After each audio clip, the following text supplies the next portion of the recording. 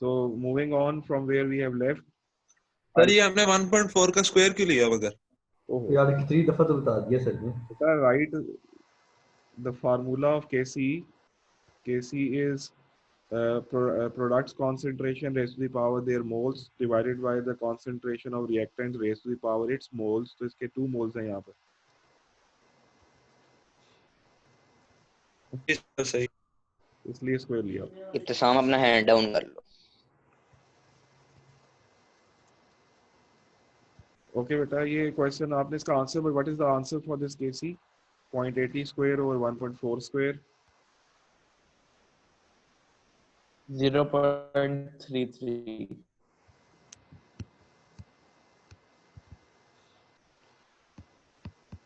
चलें, अब हम we are doing another question for Haber process N2 plus 3H2 to form 2NH3 and at start initial moles of nitrogen were 0.50 and that of hydrogen were 1.0 moles and that of ammonia is not mentioned, but at equilibrium moles of nitrogen left is 0.25 moles, whereas the volume of flask in which this reaction is taking place is 500 centimeter cube. तो वो कहता है कि find the value of Kc and its units. Sir kindly Abu Bakar को बाहर निकाल दो। Yes sir, ये फेक है। अबू बकर मैकबुक।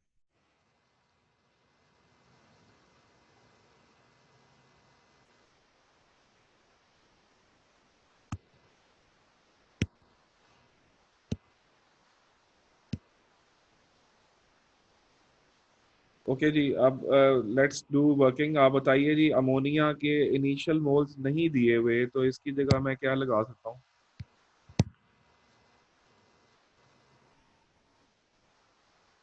सर 1 या जीरो। सर 0 लगा। 0, लेकिन 0 तो कंसंट्रेशन के लिए नहीं लगता। सर 1 लगाएंगे। नहीं बेटा, 1 तो सर 0। प्रोडक्ट की मैंने आपको रूल बताया था कि जब भी प्रोडक्ट की कोई अमाउंट ना दी हो इनिशियल, तो उसको 0 लेना है आप। अब स्टोइचियोमेट्रिकल कैलकुलेशन पे आना पड़ेगा। नाइट्रोजन की कितनी अमाउंट डिक्रीज हुई है? 0.25 -0.2। ये तो 0.2। तो स्टोइचियोमेट्रिकली नाइट्रोजन रेशियो हाइड्रोजन इज 1:3। 1:3। तो हाउ मच हाइट देन 0.25 के लिए कितना हाइड्रोजन कंज्यूम हो जाएगा? x। तो ये कितना माइनस करना पड़ेगा आपको? 0.75। -0.75, तो ये कितना रह जाएगा? 0.25। चले जी, इसके 3 मोल्स आ गए। और स्टोइचियोमेट्रिकली नाइट्रोजन और अमोनिया में क्या रेशो है?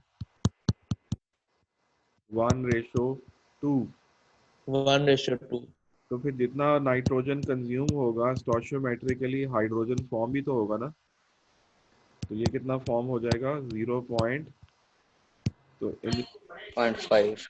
इनिशियल में इसको 0.50 ऐड कर देंगे, तो ये 0.50 ही मोल्स आ जाएंगे। अच्छा, अब इशू ये है कि you have got moles and in Kc we just cannot put moles, we need to find concentration, और उसके लिए आपके पास वॉल्यूम यहाँ 500 cm³ दिया हुआ है, 1 dm³ नहीं दिया हुआ। तो इन सब को क्या करना पड़ेगा? 0.5 पे डिवाइड करना पड़ेगा, क्योंकि 500 cm क्यूब जो होता है वो 0.5 dm क्यूब होता है।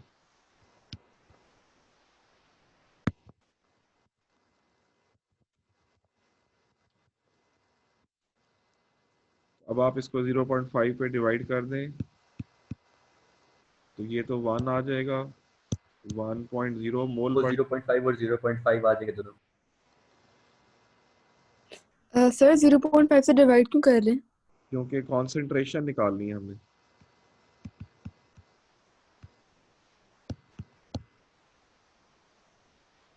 जीरो पॉइंट फाइव से डिवाइड करके हम कॉन्सेंट्रेशन निकाल रहे हैं।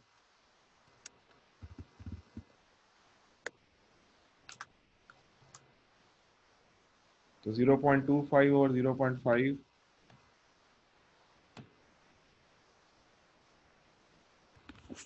ये सारे, ये 0.5 आ गया, ये भी 0.5 आ गया और वो 1.0 आ गया। अब ये सारी कॉन्सेंट्रेशन जो हैं ये मोल पर डीएम क्यूब में है आपके पास।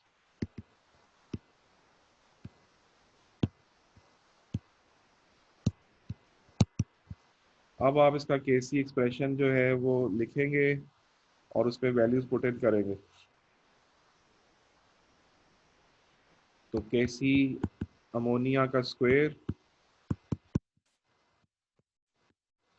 डिवाइडेड बाय नाइट्रोजन की पावर 1 और हाइड्रोजन की पावर क्यूब, तो ऊपर आ जाएगा 1.0 का स्क्वायर डिवाइडेड बाय 0.5 इंटू 0.5 का क्यूब।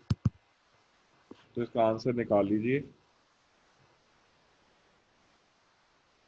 सर इसका यूनिट बनेगा मोल की पावर -2 और डीएम की पावर। जी, इसका यूनिट बनेगा डीएम 6 मोल -2 और आंसर क्या बनेगा? 16 हाँ जी, 16 आंसर बनेगा। ये आपने केसी की वैल्यू जो है निकाल ली और उसका यूनिट भी लिख लिया। So this is how we solve the question of KC। KC के क्वेश्चंस को इस तरह से हम जो है वो वर्कआउट करते होते हैं। जी इब्तिसाम। सर मैंने पूछना था जो पिछले लेक्चर में, ट्यूसडे वाले लेक्चर में हमने यही बातें पढ़ी हैं, बस उन्हीं को अप्लाई कर रहे हैं ना मुझे। मैंने पिछला लेक्चर लिया नहीं था। हमने पढ़ा ही नहीं था कि कैलकुलेशन कैसे करती है। पिछले लेक्चर में हमने पढ़ा केसी लिखते कैसे हैं, केसी होता क्या है और उसको लिखते कैसे हैं, उसका एक्सप्रेशन और उसके units. This is what we are doing today in this class.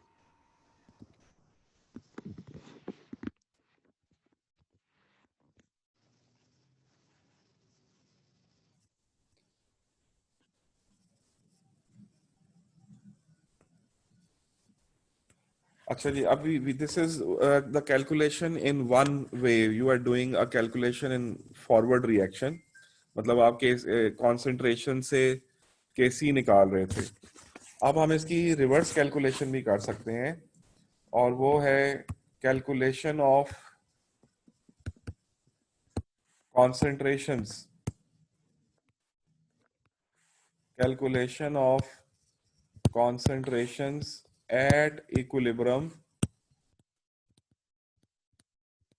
using Kc value. आपको Kc की वैल्यू दी जाएगी और आप कॉन्सेंट्रेशन एट इक्विलिब्रियम जो है उसको कैलकुलेट करेंगे। ये अब आपका दूसरी तरफ कैलकुलेशन आ जाएगी और इसमें आसानी के लिए आपके कोई क्वाड्रेटिक फार्मूला वगैरह यूज नहीं होगा। सिंपल स्क्वायर रूट जो है, स्क्वायर रूट मेथड से होता है ये। We do it by square root method only. आपको स्क्वायर रूट्स लेने पड़ेंगे। तो इस किस्म के जो क्वेश्चंस हैं वो बहुत टीडीएस किस्म के नहीं होंगे। उसमें कोई ऐसी इक्वेशन नहीं दी जाएगी जो 1:1:1 में चल रही होगी। फॉर एग्जाम्पल जैसे अभी हमने वो किया था एथानोइक acid CH3COH reacts with ethanol to form CH3COOC2H5 plus H2O.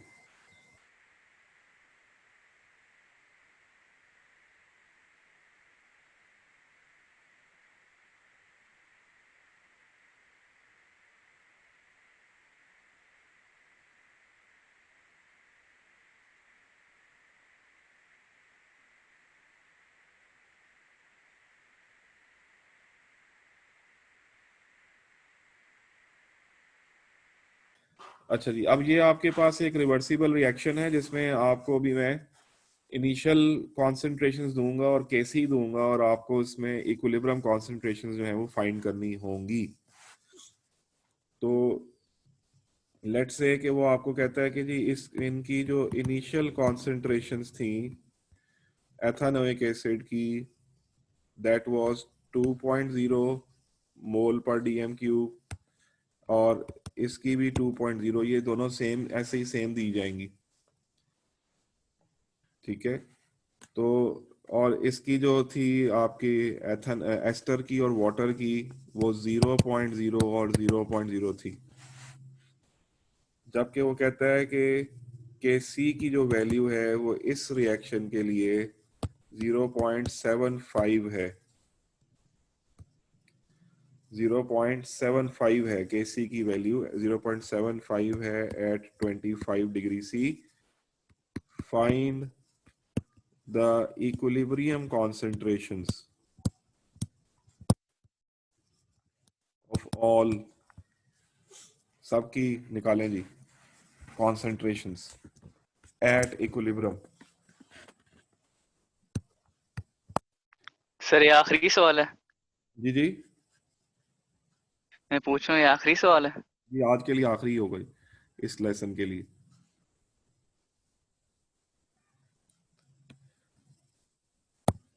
अच्छा जी, अब आप क्या करेंगे इसमें, इसको how do we calculate this, इसके लिए आप सिर्फ एक चीज छोटी सी सपोज कर लेंगे। आप सपोज कर लेंगे कि x मोल पर डेसीमीटर क्यूब ऑफ, किसी साइड पे भी सपोज कर सकते हैं, सपोज कर लेंगे कि x मोल्स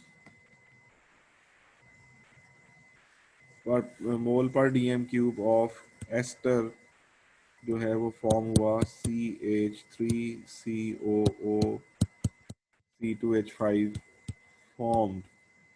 इसकी जगह आप यूं भी सपोज कर सकते थे कि x मोल पर decimetre cube of ethanoic acid used. दोनों में से जो दिल करे आप कर सकते हैं, दोनों से कोई फर्क नहीं पड़ेगा। तो आप सपोज कर सकते हैं कि सपोज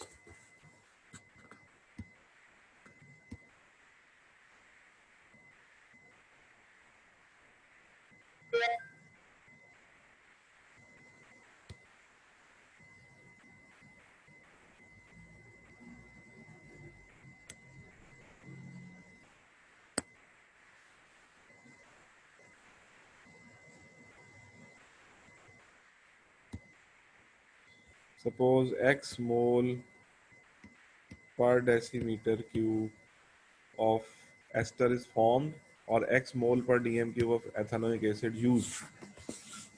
तो आपने जब x सपोज कर लिया तो इक्विलिब्रियम पे निकालने के लिए अब मेरे पास जो रेशो बनेगी, आपको तो रिएक्टेंट्स डिक्रीज करते हैं, तो आपने इसमें माइनस एक्स कर दिया 2.0 माइनस एक्स और 1:1 के हिसाब से इसमें से भी वही माइनस एक्स, तो ये भी 2.0 माइनस एक्स और 1:1 के हिसाब से ये 0.0 प्लस एक्स, तो वो एक्स ही हो जाएगा और ये भी 0.0 प्लस एक्स, तो ये भी एक्स ही हो जाएगा। अब आपके पास इक्विलिब्रियम की जो है concentration in terms of x आ गई हैं, तो फिर आप x फाइंड करेंगे और फिर रिएक्टेंट्स को माइनस करेंगे और प्रोडक्ट को प्लस करके फाइनली आंसर पे पहुंचेंगे। तो अब आप केसी के अंदर वैल्यू पुट करें 0.75 over x into x is equal to x into x over 0.20 minus x का स्क्वायर, और x इंटू एक्स भी एक्स स्क्वायर ही हो जाता है ना।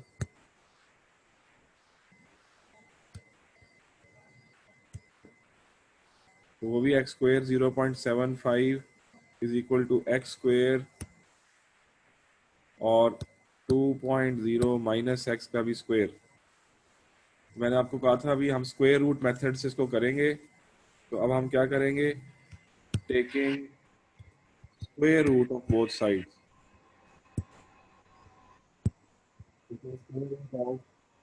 बोथ साइड्स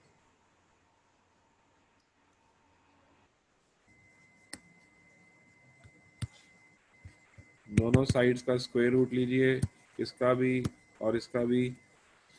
तो आपके पास जो एक्सप्रेशन बनेगा वो है x over 2.0 minus x is equal to under root 0.75 ले लें,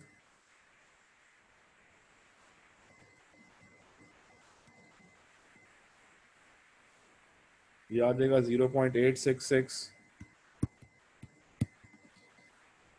अब आप क्या करेंगे, इसको रीअरेंज करेंगे, क्रॉस मल्टीप्लाई जिसे कहते हैं।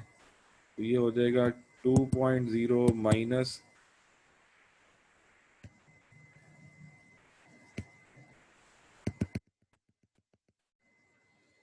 0.866 ओवर 1 और क्रॉस मल्टीप्लाई, तो 2.0 minus x multiplied by 0.886 is equal to x, bracket खोल लीजिए, इंटू 2 कर लें, ये हो जाएगा 1.73 minus 0.866 is equal to x.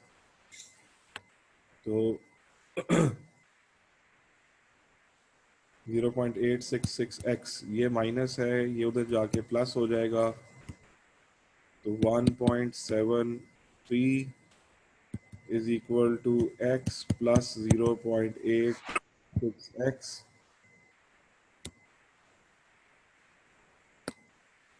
अब इसको थोड़ा सा वर्कआउट कीजिए और x की वैल्यू निकालिए।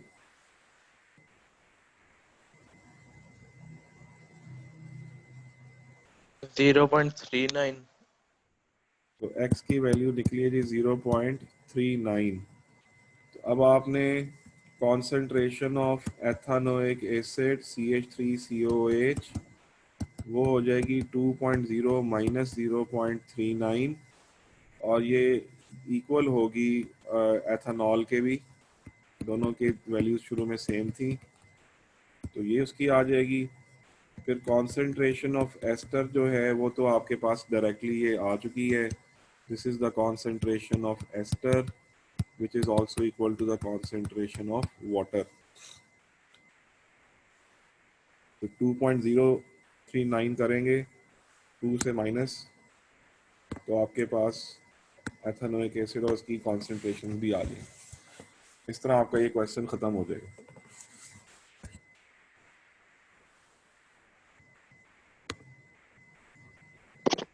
सर बस काफी है।